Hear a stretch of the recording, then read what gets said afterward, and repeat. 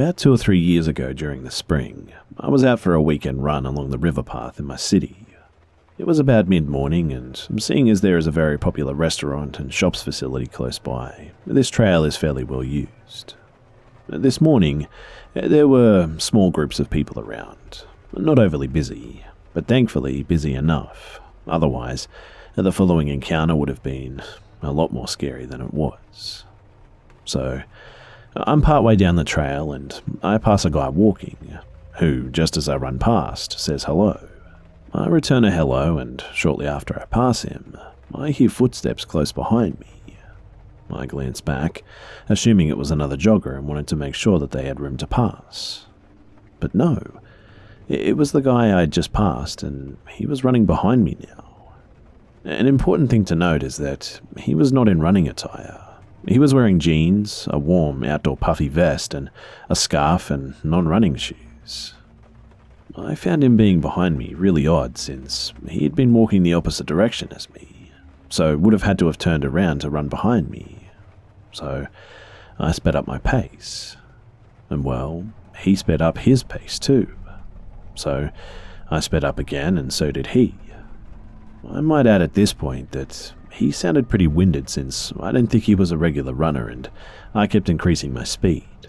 On the third time of his catching up to me, he proclaimed, "Got you," and at this point, I had moved from thinking that this was just odd to being a bit frightened and unsure what his intentions were, even though it was broad daylight in a public place. So, I yelled over my shoulder, "Please leave me alone," and he replied with, "Oh, sorry," which I thought would have been the end of it. But no, he kept running behind me, really close now. We were approaching a group of 3 people walking at this point, so I started jogging past them, but did a quick U-turn right behind them, yelled back at him, "Stop following me," and sprinted back past the way that I had come. As I had hoped, there was no way that he could follow me now without raising the suspicion of other people. And so that is where the story ends.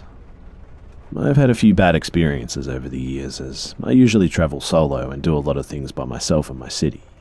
But this was the one that really made me wonder, what was he planning to do?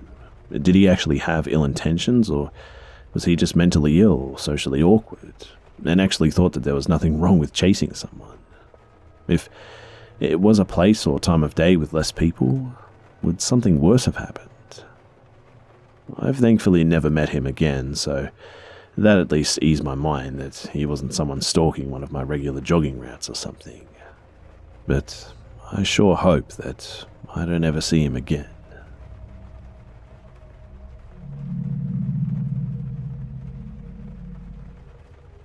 So, just a bit of context before I begin. I went to a small liberal arts college that had on-campus housing in addition to dorms and whatnot. I was an RA, a resident assistant for a grouping of houses. I was in charge of a large house that had a lot of people too, and this happened in February of 2017. So, in my junior year of college, I find a camera in my room. I had just returned from home from dance rehearsal, so I took a shower, changed, fixed a poster, and watched some Vines. As I'm getting ready for bed, I pick out a hair bow that I wanted to wear the next day, and, well, among the hair bows, I spot a small black box. My first thought is that it's one of those funky little ant traps and the maintenance guy just left it there or something, which would also be weird because I was the RA of that particular building and should have known about any maintenance anyway. But I picked it up and it had a bit of tape on it. I peeled back the tape to reveal a red light. And well, fuck. I flip it over and find some words, and I don't remember exactly what it said, but it had the make and model of the camera. At that moment, I realize what it is, and my heart drops. I mean, what the fuck, right? So, I run down the hall to my 2 good friends' room and show them. We find that there's an SD card left in the camera, and we want to look on it, but none of our laptops have an SD card reader. No biggie though, my friend works for the library and says that she'll rent a reader from them. The next day I come home from classes and I take a peek at what my friends have found. There's footage of me and several other girls in assorted buildings and room, Luckily, there was no compromising footage of me, which I was very thankful for, but there was footage of some other girls peeing and brushing their teeth, just all sorts of stuff. I didn't see all the footage, so I don't know exactly what else was on there, but fuck, right? But then, they showed me the footage of the person hiding the camera. Yeah, you heard that right. This idiot who hid the camera recorded themselves doing it. And not only that, but I recognized them. They were another RA on the same staff team as me. At this point, I am freaking the hell out. I call our boss, who's doing interviews for next year's RAs, and go, dude, I have to talk to you right now. I tell him the situation, and he seems calm and says it'll take care of it, but he needs me to come to his office later that night, and I say okay. The next part of that day was excruciating. I had to go to a dinner meeting for a campus organization that I was president of, and I was worried the person might come back and take the camera while I was gone, so I grabbed it and took it with me. My freshman year roommate was there with me too, and on the drive home she asked me what was wrong. I told her and showed her the camera, and as we were sitting in the parking lot, someone is walking towards my building. And who should it be but the fucker who hid a camera in my room? At this point, I'm having a full panic attack. And my friend says that she'll cover for me and she'll watch the house while I get the fuck out of there, so I just book it away from there and I hid in another building until she let me know that he was gone and away. At this point, I meet with my boss and I tell him what happened. He looks at the footage with his boss and I answer questions for campus security and then I answer questions for the city police.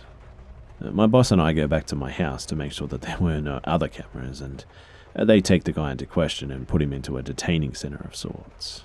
They keep him in an unoccupied suite in a dorm on campus or something, and I don't sleep at all that night. The next morning, I have no updates on what's going on, and I'm just looking over my shoulder every 5 seconds and absolutely terrified that he is loose and going to come after me or something. But then, I get a call, and apparently, he's not allowed out of the room. I have to answer some more questions for another police officer, and then they tell me what they learned from him.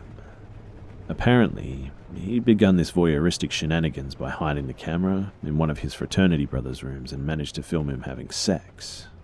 At this point, he went and hid the camera in the woman's bathroom and bedrooms of his female residents too, and I don't remember how many, but there were at least 7 people filmed. They arrested him and he was in jail for 3 days and then released to get his stuff and to go to his hometown until they had the school trial. During this time, the school has to tell our staff team that he'll no longer be there for the rest of the year. They refused to tell the team what happened or let me tell anyone. They said it was so that he could leave with dignity, as he deserved it or something. Anyway, months go by, and after many meetings with assorted people, they have his trial and he is expelled. A year later, he has his legal trial with the state the school that I attend is in, and I was never informed of the results.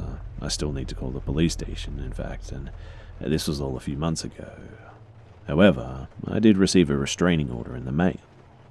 Somewhere, during all of this mess, I figured out how he got into my house and how he actually hid the camera too.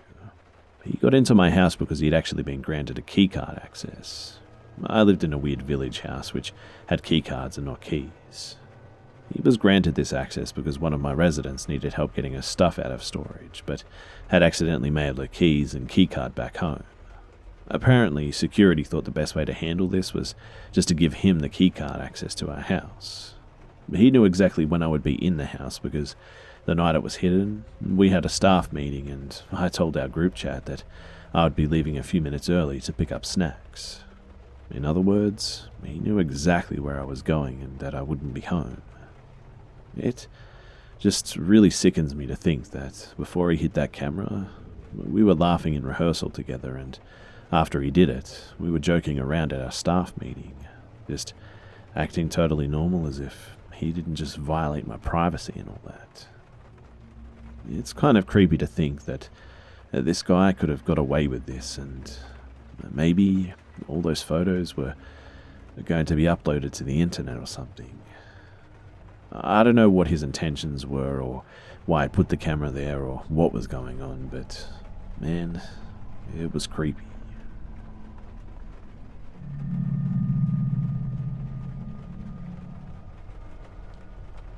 So I was walking home one evening and was up the road from my house, about 5 minutes walk away I'd say. And as I'm walking, I see this guy up on the alley, apparently not seeing something that he was hoping to see, and he turned around. We briefly made eye contact, but there was nothing to it, and he was walking really slowly anyway. By the time that I'd walked another 30 seconds down the road, I looked back as I was turning the corner, and he had only just emerged back from the alley. I'm now heading down the road, just leading to my street, and there's a guy getting into his truck with his wife. The truck is facing up the street in my direction too, and he flashes his headlights, which I didn't quite understand, but then I hear a scuff behind me. And the fucking guy from the alley is right behind me, like within arm's reach, even though I'd heard nothing until he was right there. I'm pretty sure that I actually visibly jumped upon seeing him so close, and he was walking like an absolute demon. I mumble a greeting out of just pure reflex and start to cross to the other side of the road, removing my backpack in the process. He doesn't respond by greeting or even looking at me. He's just looking dead ahead like I'm not even there. And he just starts running as soon as I moved. He bolts down the road and turns right into another alley, and I hear some banging on a wooden fence, and as I walk past the alley about 30 seconds later, I take a glance and it's empty, which means that he must have vaulted a fence or something. To this day, I still don't know how the guy moved so fast to catch up to me in such a short space of time, or how I didn't hear him.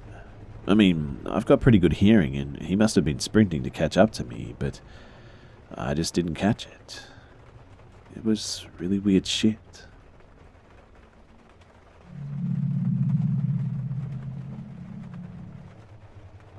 So, this happened to me in high school, in my senior year actually. I had finally made some good friends and used to clog up my parents' landline and just stand outside on the phone talking away. We had a ranch-style house with a fairly long driveway, and across the street from my house, and the whole block in fact, was just one giant field.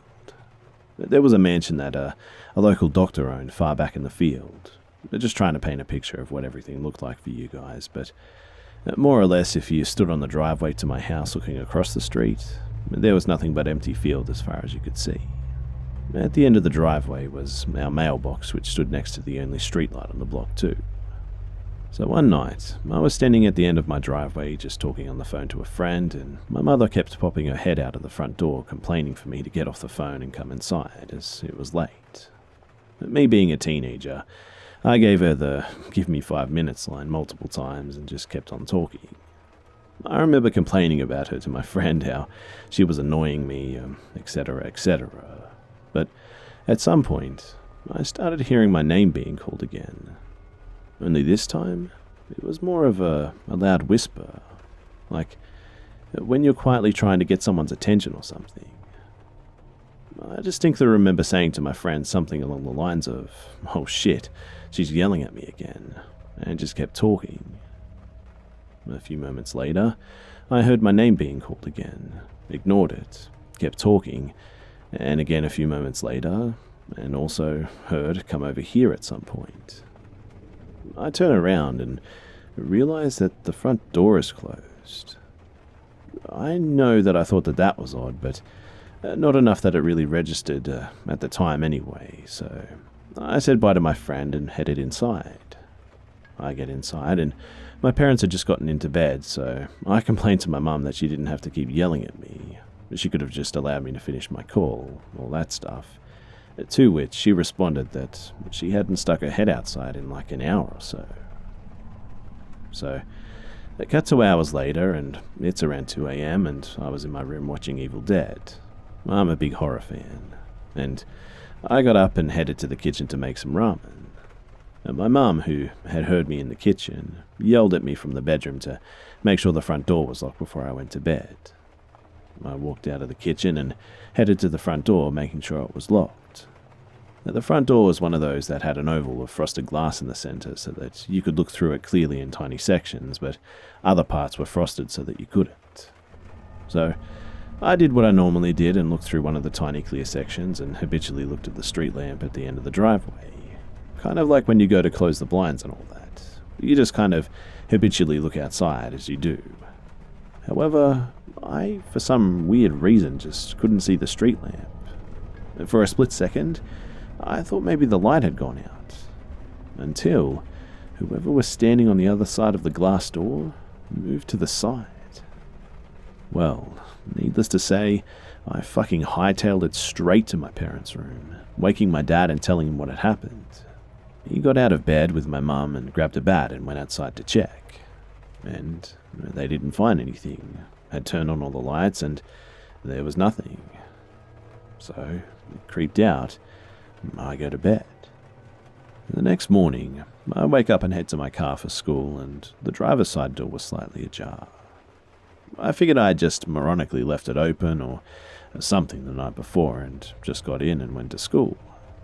School ends and I get home to find a police car in the driveway.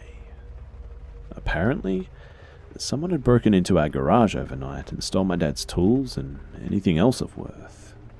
But not only that, the person had apparently robbed several of the homes on our block over the course of the past week. In other words, I did see a person that night, and the person was calling my name out to come closer to them. The scariest shit to realize that whoever it was literally hiding somewhere around my house, baiting me while I was on the phone, and then hours later was still outside, looking in through the front door for me. It's been 10 years, but quite honestly, I'm still pretty shook by the whole thing.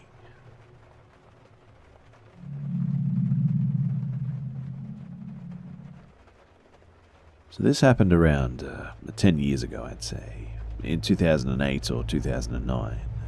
I was visiting my grandmother in a rural section of Lake of the Ozarks, near a small town with a hilarious name where I went to high school.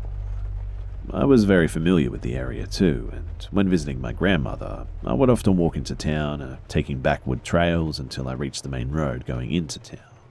Very rarely someone would stop and offer a ride, and normally I would accept. It's a small town in a rural area where everyone mostly knows everyone else, so I wouldn't even look up until I was getting into the vehicle.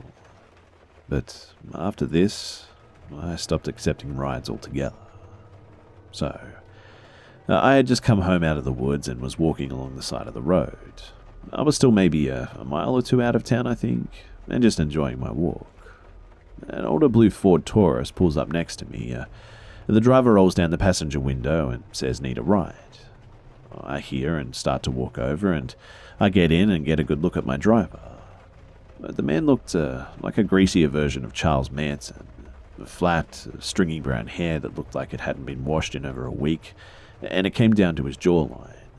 He had salt and pepper 5 o'clock shadow and piercing wild blue eyes. Something about him too just rang every alarm bell in my body, and I went to get back out of the car, but we were already in motion. So, instead, I begin to look around the vehicle. The front is relatively normal and even clean, but the back seat is covered with a blanket. On top of the blanket is something that takes up nearly the entire back seat, wrapped in a tarp too. Whatever it is, stands about 1.5 feet off the back seat too. On top of all of this too, is a big black shaggy dog that's just staring right through me. He says, "What are you doing here?" The question snapped me back to the front seat, and I said, "I'm sorry, what?" He's staring at me instead of the road at this point, and asks, "What are you doing here?" I say, "Oh," laughing a little out of nervousness. "I'm visiting my grandmother, and I live in a college town about 90 miles from here, and I'm on my way to see some old friends." He frowns, and then he states flatly, "No, why are you here?" I frown a little, and everything in me is flashing red. "Get out now," and I just say, "I just told you," and I mumbled it, and My tension is obviously rising visibly at this point, because the dog gives a low growl from the back seat. We're passing the sign for the country line now, and there's a gas station coming up that marks the beginning of the town. He's still staring at me, and then he begins screaming just out of nowhere, slamming his hands on the steering wheel. "Why the fuck are you here?" over and over again. At this point, I'm huddled against the door just shaking, and he pulls into the gas station. He states, not as a question, "Give me your glasses." There's no emotion, and without question, I just hand them over. And he goes into the store and says, "Wait here." I'm frozen in place, just shaking and trying to will my arms or legs to work, trying to start breathing again. I know whatever the hell is going on that I need out of this fast. The dog gave another low growl, and that snapped me into action. I get up, almost rolling out of the car. Shakily, I walk into the store and, in an eagerly shaky voice, say to the guy, "This is close enough to where I'm going. I would like my glasses now, please." My eyesight is actually really poor, but I could feel the intensity of the glare that he gave me. I think the cashier could too, because she took a couple of steps back, closer to the store phone, and silently, he hands my glasses to me and continues to stare daggers at me as I put them on, and then just walks out of the store without saying a word to either of us. The cashier stares at me, clearly freaked out too, and she asks me, "What the fuck was that?" The adrenaline of the situation has started to wear off at this point, and the real gravity started to sink in on me. Tears are beginning to silently course down my face, and I ask, "Can I use your phone, please?" She nods and wordlessly hands it to me with a box of tissues, and she tells me that I can go into the manager's office to make my phone call and take as much time as I need. I thank her and go back and let my friends know what just happened. I also tell them that I'll be cutting through the woods to get to them, and because I don't want to see this guy ever again, that I'll be coming out behind the house. I took a few minutes to breathe and relax after I hung up, and when I went back out, the cashier asked if I was okay and if there was anything that she could do for me. I thanked her again and told her no, and I asked if she knew the guy. She said that she had never seen him before and didn't think that he was from the area at all. And that shook me even more. I give her my friend's phone number and ask her to call them if he comes back. I left and cut through the woods to my friend's house. We had a great afternoon after that too, and when I was ready to leave, they actually gave me a ride home this time.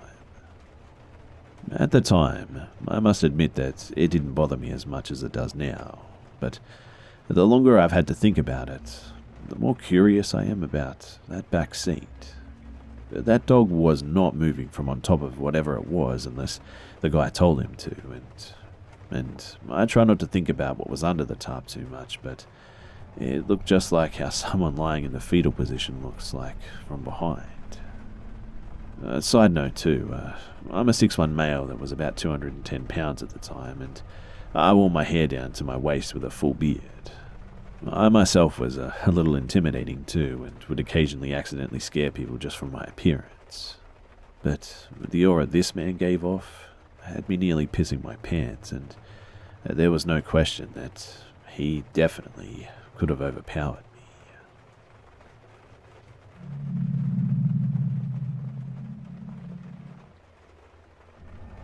In my sophomore year of high school, I was on the cast and costume crew for our fall play. One of my castmates, or crewmates, was a really cute guy, and his name was Mark. He always wore skinny jeans, who I learned from a mutual friend was bisexual. So I started flirting with him, looking for opportunities to just hang out, sending him memes, everything a closeted nerd should do, right? After 3 months of flirting and hanging out and growing gradually more affectionate, I asked him out on the last day of our play, and he actually said yes. The issue? My mother is a very conservative Christian, and although she's tolerant of gay people, I knew she'd never allow me to have a boyfriend while I lived with her. A side note too, I've had 4 boyfriends while I lived with her. So, we had to hide our relationship, which early on wasn't too bad. We'd go to the movies or his house and just hang out and whatnot. But everything started going downhill the first time we had sex. He started getting really demanding about hanging out, and by demanding about hanging out, I mean he was never not horny and frustrated. I was cool with it at first because, well, it's sex, but after a while, I was getting pissed about it. Working a relationship around my mum was difficult, and my generally asocial nature was not at all enjoying having to leave the house so often, and I tried to talk to Mark about it, and he seemed understanding for like a week. Then, he just started getting nasty. He'd avoid me at school, only text me to insult me, and act insanely jealous of my friends. Eventually, I had enough and I dumped him in July after 9 months. Yes, it was over text, while I was in Florida. Look, I was 16, so whatever. Anyway, he lost it and he blew up my phone daily for a week. But then he started acting normal, like we were friends again. That lasted another month, and we go back to school, my junior year and his senior. And unfortunately, while we were dating, we tried to coordinate our schedules, so now we had 4 to 7 classes with each other. At first, he seemed okay, and then he started just staring at me. Then he started texting me again, sad messages this time. I figured he was done being a dick and started being nice to him again. But that was a big-ass mistake. So he started getting attached again, and he would try to integrate himself every time I went out with my friends. He would beg me to take him back, and I would say no and explain again and again why we just couldn't be together. Around October, he started getting bad too, like 1 a.m. texts about swallowing a whole bottle of melatonin bad. In hindsight, I should have gone to the authorities, but I was terrified that doing so would lead to my mum finding out, so I tried to handle it myself, and that was a bad idea. He got worse.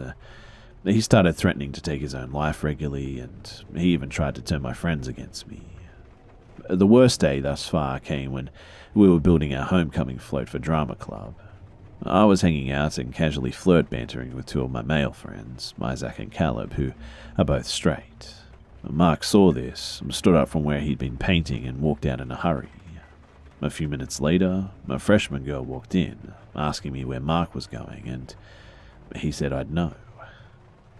I actually found out later that he'd driven himself to the ER to get counseling, and to be honest, I was happy, thinking he'd get some help, but I had no damn clue how obsessed he was. I came home from rehearsal one day to find his car parked up on my street, and Mark walking towards it from my house. My mum was on the porch just waving bye to him. She thought that we were just friends and actually really liked him. Apparently, he'd been in the neighborhood and thought to just drop by. Just for some background too, I'm the oldest of 7 boys. My youngest brothers were 2 years old and 6 months in the womb during this, and my mum raised us primarily by herself. Dad's a dirtbag, and stepdad was deployed through this ordeal. She is an honest 6 feet tall, about half that wide, and can easily sling me across her shoulders. I'm 6'3" and 180 pounds. She's also the best shot with a pistol that I've ever seen, by far. In other words, not someone Mark, 5'4" and 120 pounds soaking wet, would want to tangle with, even while she was heavily pregnant. So, I told her that we did hang out, just not as much. She accepted this and we went about our days, and for a week, everything was okay. And then, I came home from rehearsal. Mark's car was parked up the street again, and he was sitting on our porch with my mother, who had my baby brother on her lap.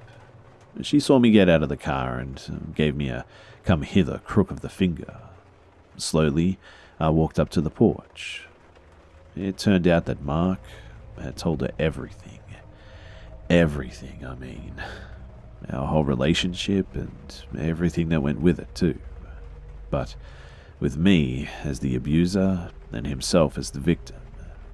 And she started to lay into me, and then dismissed Mark, who went back to his car just snickering. After she was done ranting, I calmly told her my side of the story. Fortunately, she actually believed me, but boy, she was still pissed. So, I was grounded, but that pales in comparison to what happened that night. Our house is old and crappy, and the windows, they can be easily jiggered open from the outside, even when they're locked. Mark knew this too, since I'd used this to my advantage many times when sneaking out. And Mum's room, where she and my 2-year-old brother sleep, is right across the hall from mine, facing the backyard. Mine's actually facing the street. So that night, I woke up at around 2 a.m. because I was cold, I think. After I got my glasses on, I saw white too. My window, it was open. I whipped around searching for whoever did it. My bedroom door was open too, and as I got up, I heard the sound of my mum's bedroom door quietly closing. I raced as quickly as possible to the door, and I heard something that, honestly, just stopped my heart. A metallic click, like a gun being cocked. I flew across the hall and threw Mum's door open, and the lights were on, and Mark was crouched in the corner, a cleaver in hand. My brother was sound asleep, and Mum was calmly sitting up in bed, glasses on, a Harry Potter book in her lap, 10mm pistol in her hands, pointed directly at Mark, who was shaking and sobbing. She told him to shut up before he woke the baby and directed me to call the cops so that she could keep an eye on him. Mark was taken into custody, but Mum declined to press charges. We couldn't afford it at the time, on the condition that Mark moved out of Arizona with his dad instead of staying in Missouri with his mum, which thankfully he did, and from then I hardly ever saw him, unless he was Snapchatting my friends begging to talk about me. Just standard shit, you know. Anyway, to this day, I don't know whether Mark was going for me, my mum, or possibly even my younger sibling, but whatever the case, I'm sure glad that my mum had a gun that night.